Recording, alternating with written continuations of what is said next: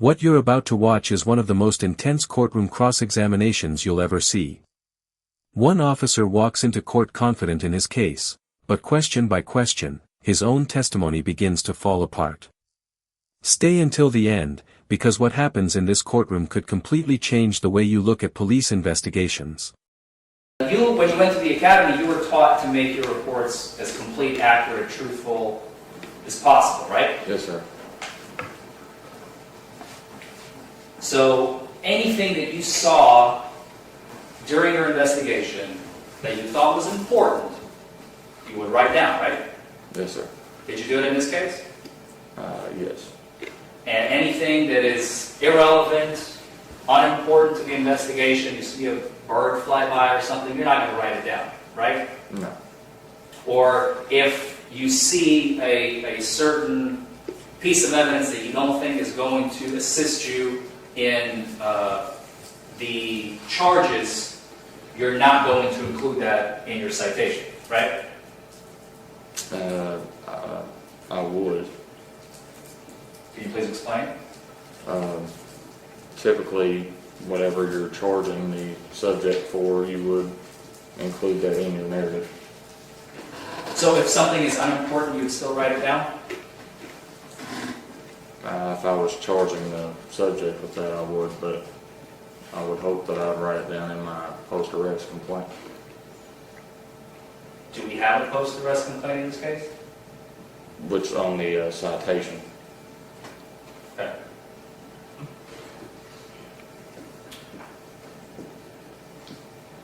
Let's talk about the stop itself.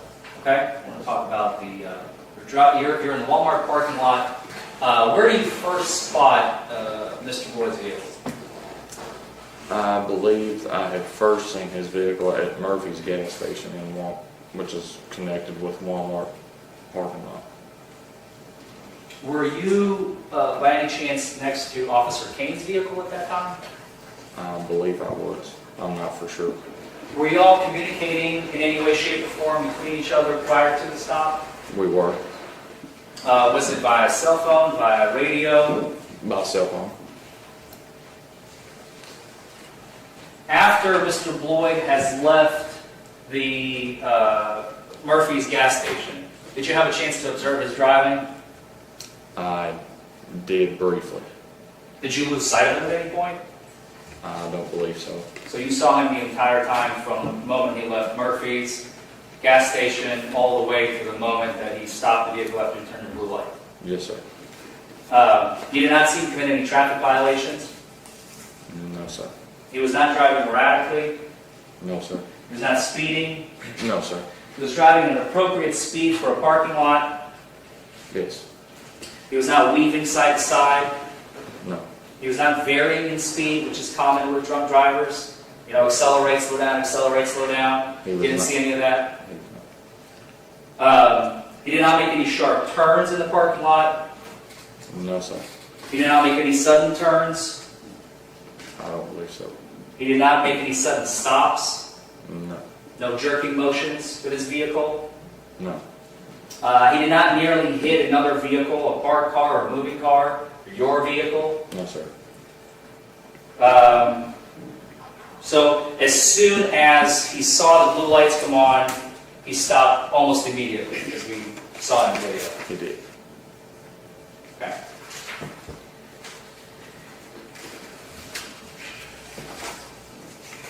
After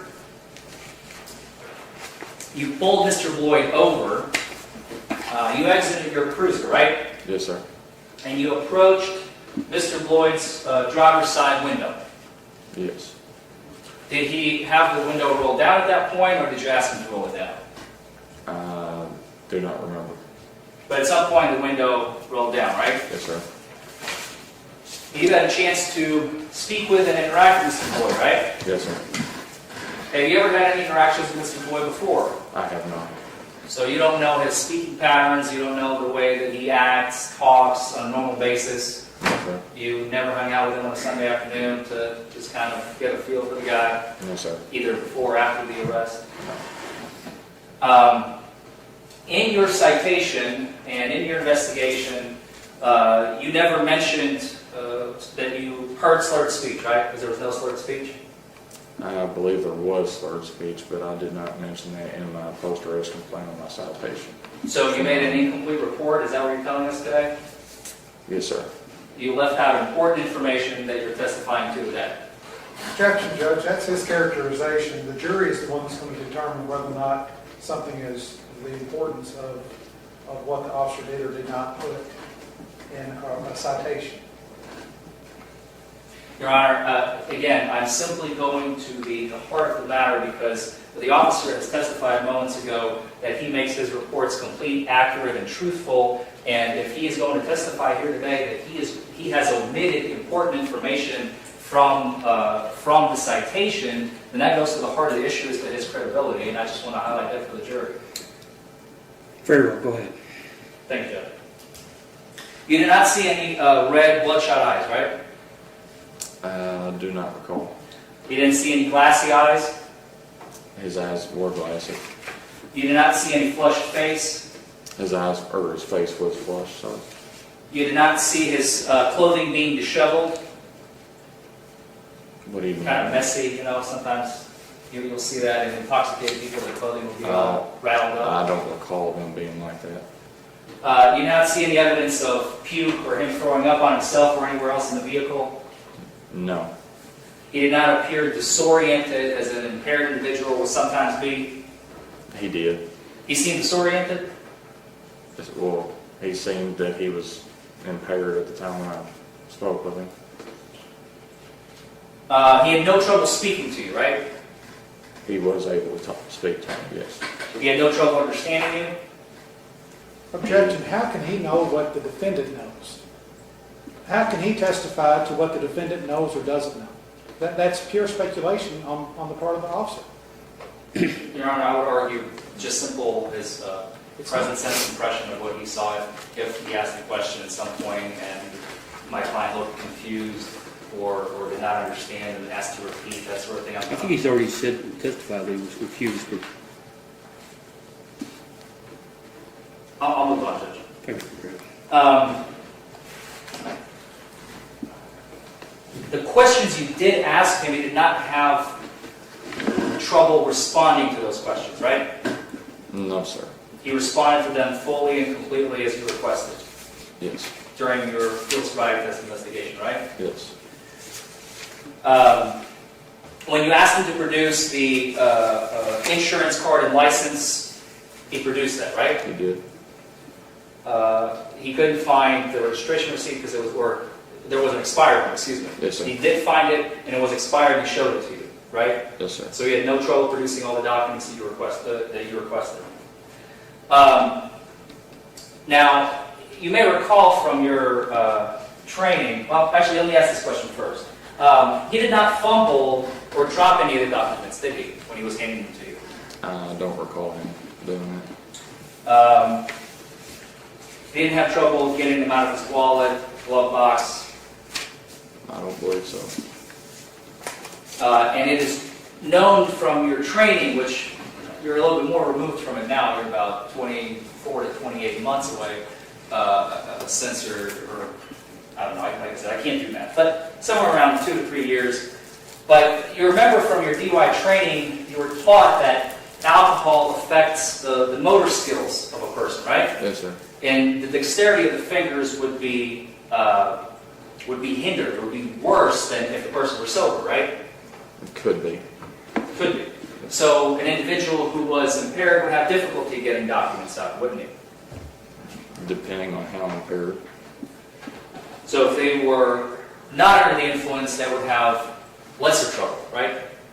Than if they were under the influence, right? Possibly. Okay. You stated you detected, what did you say? You smelled the presence of alcohol. That's what you testified to, right? Yes, sir. And in your citation, I think you wrote there was an odor of alcoholic beverage, right? Yes, sir. Okay.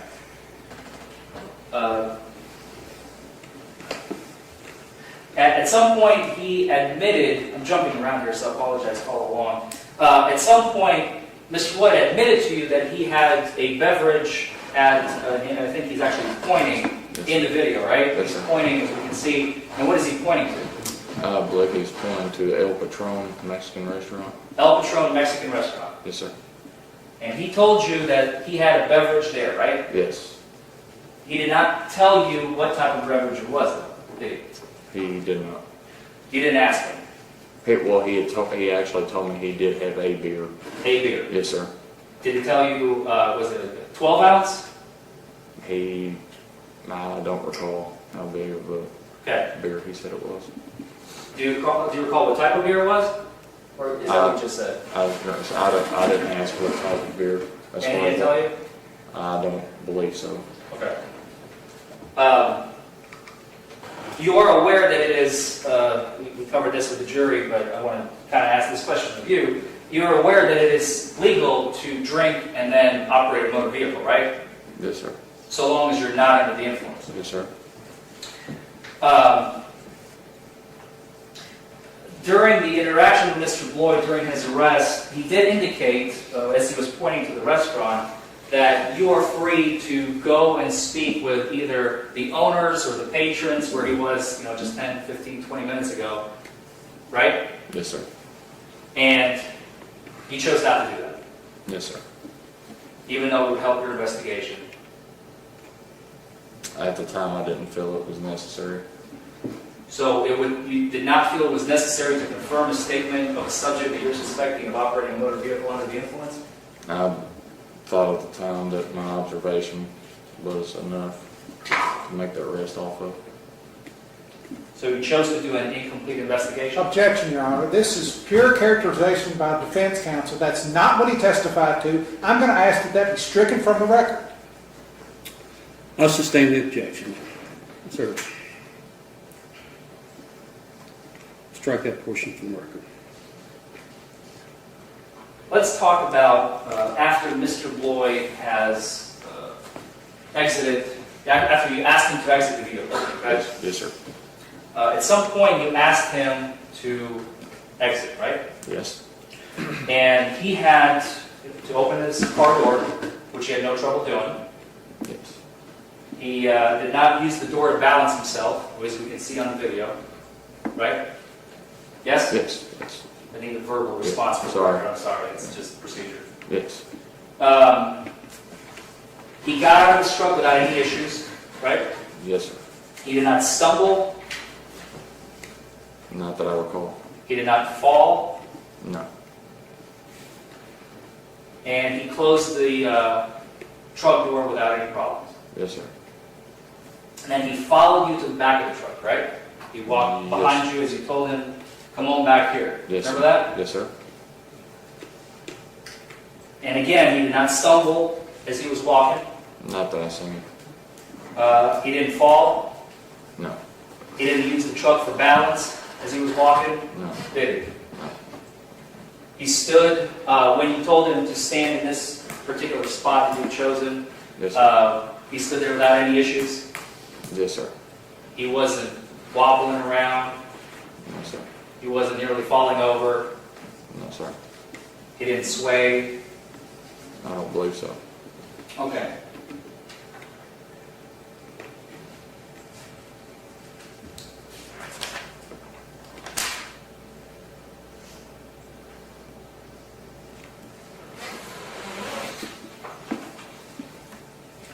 Do you remember at the academy,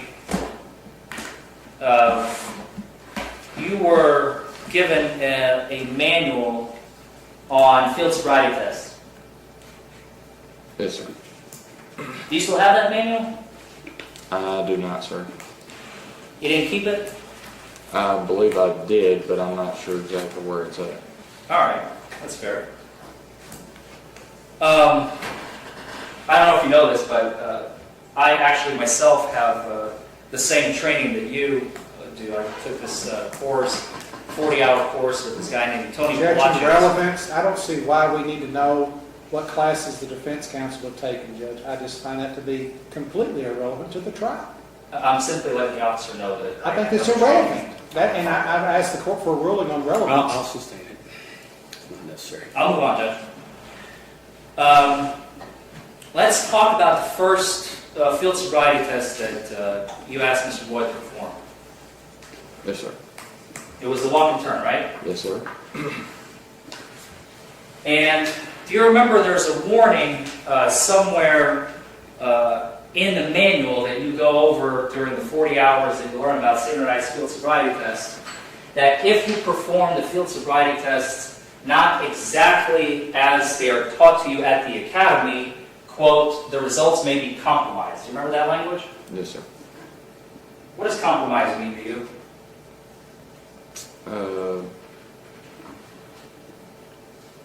If a bank, let's say, calls you and says your account has been compromised, is that a good thing? Don't believe so. So if you don't conduct the field sobriety test in accordance with the manual, the results may be compromised, right? Could be. Everything changes from this point forward.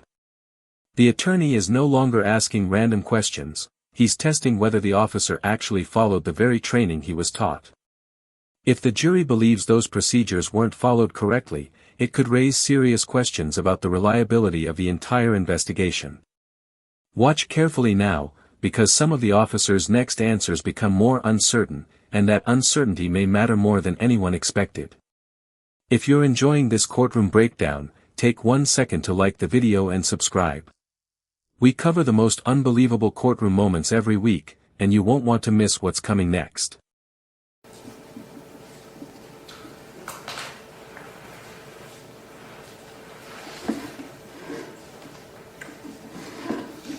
Before you are to administer any of the, well, there are two portions really to the field sobriety tests themselves. I'm talking about the 3 battery tests, the walk and turn, one leg stand, HGN. Yes, sir. Typically they're done in the order of HGN, then walk and turn, then one leg stand. You chose to give the HGN, as we discussed, it's the horizontal gaze, the stackness, the finger test. Yes, sir. You chose to give that at the end, right? Yes, sir. Okay. So let's start the way you did it. Let's talk about the walk and turn. As we saw in the video, you gave him some instructions for the walk and turn, right? Yes, sir. He did not sway while you were giving him the instructions. He stood perfectly still, right? As we saw in the video, or you saw last Thursday. He paid attention, to your knowledge. Did he look like he was paying attention? He appeared to be. He did not stumble or fall during the instructional phase? No, not while I was instructing him, no. Do you recall that it is mandatory for you to ask any subject you're about to administer a field sobriety test to, the physical portion, whether or not they've had any medical issues? Yes, And you didn't do it in this case? I did, which is when he told me he had had the surgeries on his knee. So your testimony in this courtroom today is that you have told Mr. Boyd, do you have any medical issues that could hinder your ability to perform these tests? I believe I did, but I'm not 100% sure. So now you believe. Would you like to refresh your memory using the video? Yes, sir. Let's go to the video.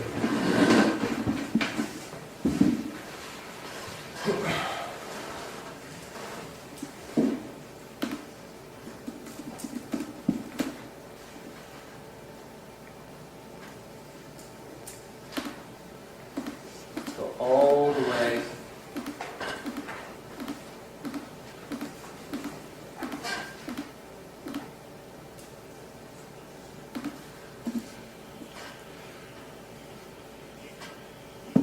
Hold on 1 second. Sorry about that.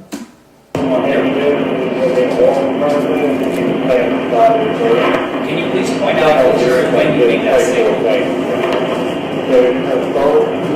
Left foot, right foot, turn your left foot.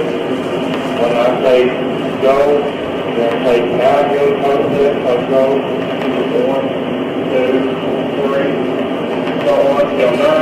Then you're going to stay on your left foot. But you're just going to pivot around. Then you're going to put your right foot back in front and do the same thing. 1, 2, 3, like so. Let's see, get around again, okay? yeah, we start on the line here. I must tell you that if we reconstruct the blue prejudice, Okay. Thank you. Just have a second.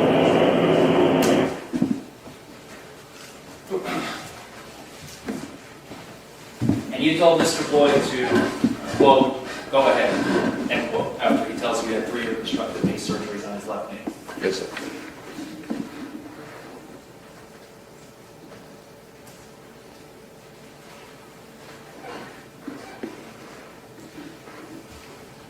Let's dive into the eye test. The horizontal gaze and status, as we like to call it. In the video, and this is a very confusing test for most people that are unfamiliar with it, and I just want to simplify it for the jury. The test has 3, in theory 4 parts. I don't really count the VGN as a 4th part, but you're looking for 6 clues, right? Yes. You're looking for 2 clues on each portion of the HGN test, Yes, sir. right? Do you remember what they are? Lack of smooth pursuit. I can't remember the rest of them off the top of my head, no, sir. Distinct and sustained nystagmus at maximum deviation. Yes, sir. Would that be the second one? I believe so, sir. And the third one being the onset of nystagmus prior to 45 degrees, right? Yes, sir. Now you testified, and again, just for simplification purposes, because you already said it on the stand, you've only performed 1/3 of that one test. You did the maximum deviation portion, right?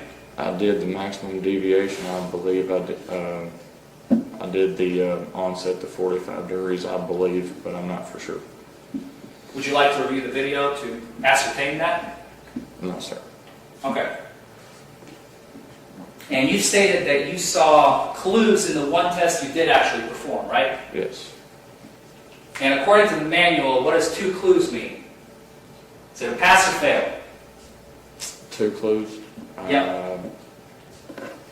It showed signs of impairment, not necessarily fail.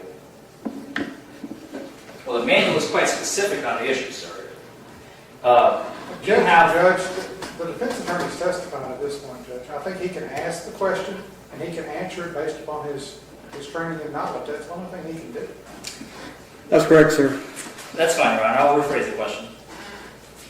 Are you aware, I'll phrase it this way, are you aware, sir, that the manual states that if the subject during the 3 portions of the horizontal gaze and nystagmus test, if you observe 4 clues, that is considered that the subject is impaired? Is it true or not true? I believe that is true. It says nothing about 2 clues anywhere in the manual. Is that true? I'm not for sure. But you only saw 2 clues, right?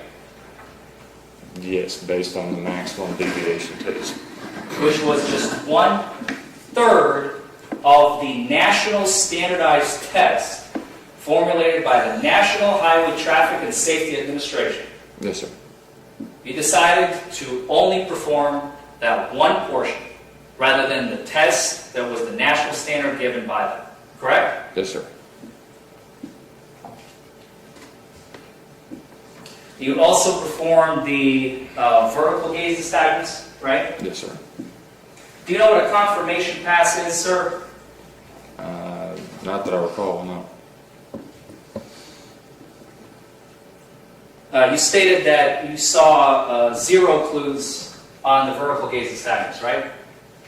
Yes, from what I remember, yes. Which, as you testified, is indicative of someone who has not been, quote, binge drinking. Yes. Typically individuals with extremely high levels of intoxication and high levels of alcohol will actually display vertical gaze nystagmus, right? Sometimes drugs as well, Yes, right? sir. Yes, sir. And you didn't see any of that. Not that I remember.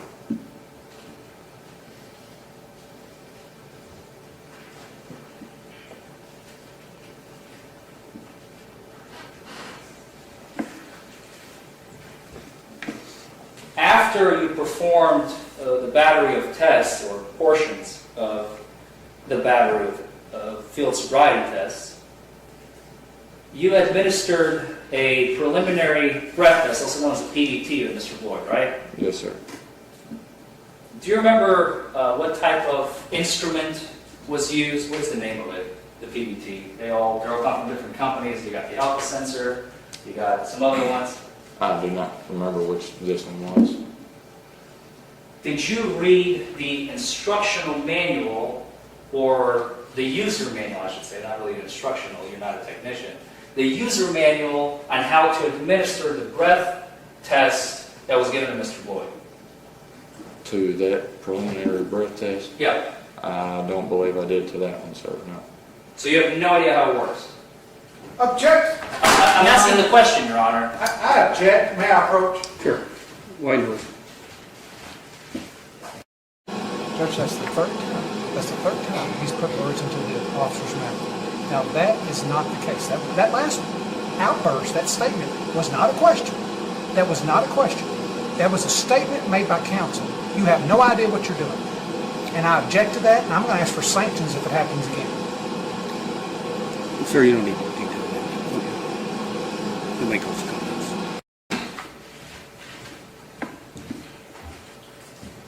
So you never reviewed the user manual on how to administer the preliminary breath test in this case? I don't remember.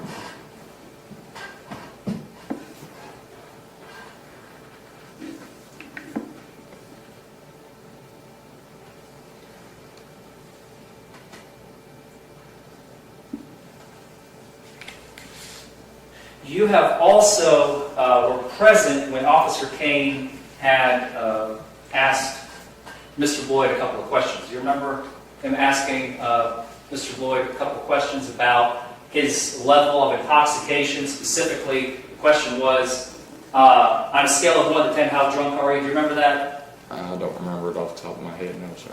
Okay.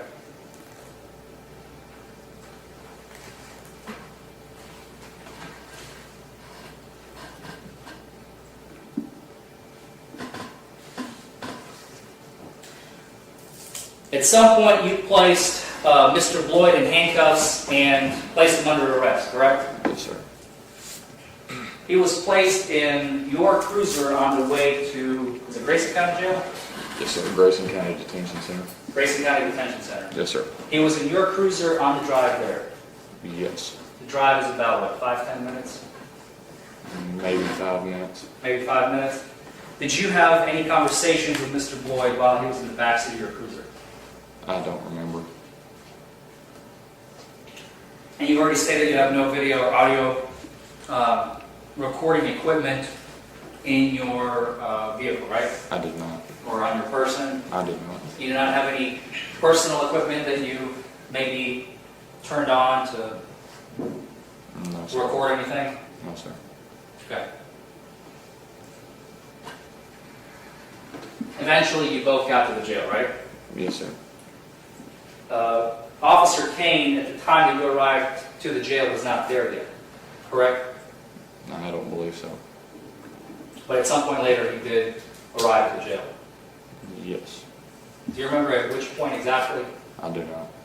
Were you still doing the observation period, or were you completing the observation period? Any estimate, or I you can believe. get this fine? I think I was still doing the observation period, but I'm not for sure. Okay. At some point, you asked Mr. Boyd to submit to the intoxilizer, the breath test. Yes, sir. Do you remember Officer Kane having a conversation with Mr. Boyd? Were you present when that conversation took place? I don't remember. Do you remember Mr. Boyd asking if he submits to the intoxilizer machine, would he still have to spend the night in jail? You remember him asking that? I believe I do. And do you remember the answer being, yes, he would? I don't remember what the answer was. I do remember the question that Mr. Boyd asked, though.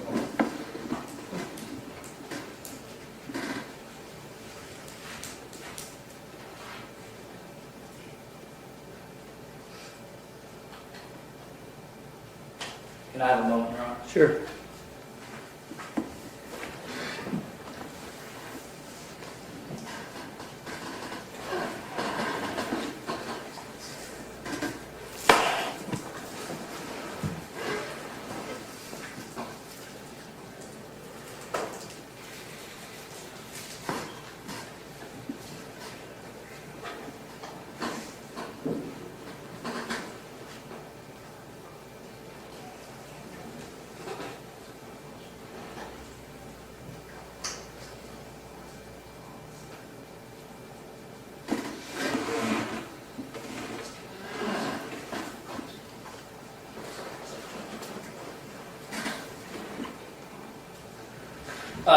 Do you recall from the video or from the memory, and some portions of the PBT were administered by you, right? Yes, sir. And then you all switched off and Officer Kane administered the PBT a few times, right? Yes, sir. At the station, you were the one who asked Mr. Floyd whether or not he would submit to the intoxilizer, right? I believe so. You believe so. I don't remember. Could it have been somebody else like Officer Kane? Could have been. No further questions. Can you read Rick? Yes, Your Honor. Deputy, I don't mean to get personal, but unfortunately I'm going to have to. I don't want to leave a misimpression in the jury's mind. Do you suffer from any type of physical ailments yourself? I do. What is your condition? Type 1 diabetes. All right. And as a result of that, do you have exorbitant costs for that medicine? I do. Okay. Is that the basis for you having to switch jobs a couple of times? Yes, sir. It's not a situation where you were removed from the Litchfield Police Department, No, sir. removed for conduct, No, sir. nothing like that. No, sir. Simply, you couldn't afford your medical bills. Yes, sir.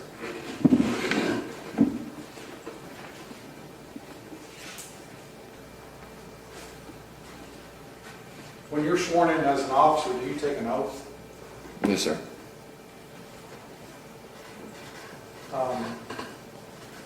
Did you take an oath today when you got sworn Yes, sir. to tell the truth? Yes, sir. Have you told the truth here today? Yes, sir. Did you observe Mr. Boyd intoxicated that night or having alcohol on his person? Yes, sir. This crisscross where you walked across and Officer King walked across and he says, go ahead, something. Did you take that as what? I believe I just took it as go ahead and go up and speak with him. You didn't take it as, let's arrest this guy regardless of what? As far as we're Would going. you do that as an officer? Would you arrest somebody for no reason? No, sir. Did you have a reason that night? Yes, sir.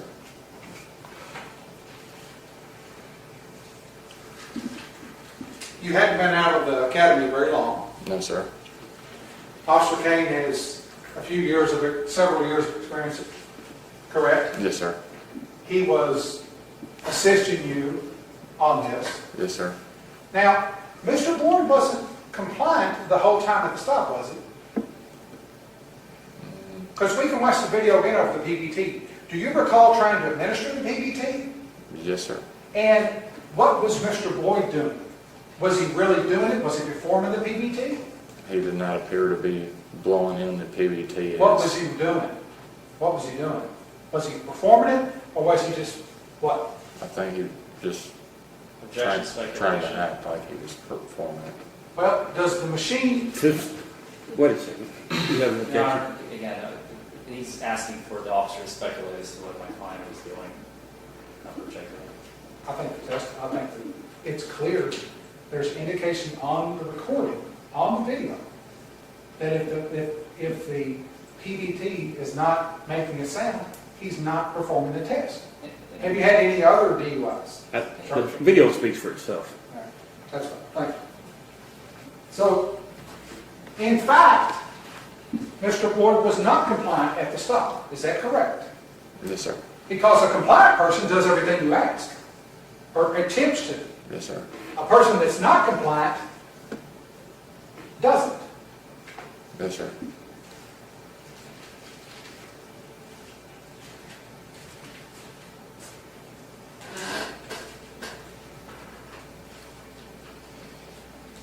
You were the officer at, well, regardless, you, Officer Kane, did you do the 20-minute observation with Mr. Boyd? Yes, sir. Did Mr. Boyd perform the intoxilizer, or did he refuse? He refused. And did you note that on the intoxilizer sheet? Yes, sir. You testified earlier, you read Mr. Boyd the implied consent. Yes, sir. So in that document, you would have asked him to perform those tests. Yes, sir. And you're telling us under oath, he opted to refuse. Yes, sir. Regardless if somebody else says whatever, you asked the question, Yes, sir. and he answered no. Yes, sir. That's all. Very well. Any other witnesses? You missed upside, sir.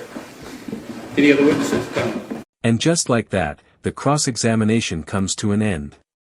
Over the last several minutes, the defense challenged the officer's report, his observations, his training, and even how key procedures were carried out. Whether every point changed the case or not, the jury had plenty to think about before reaching its own conclusions. That's what makes courtroom trials so fascinating. Every answer, every hesitation, and every detail can influence how testimony is viewed. Now I want to hear from you. Do you think the defense successfully raised reasonable doubt, or do you believe the officer's testimony still held up? Let me know in the comments below.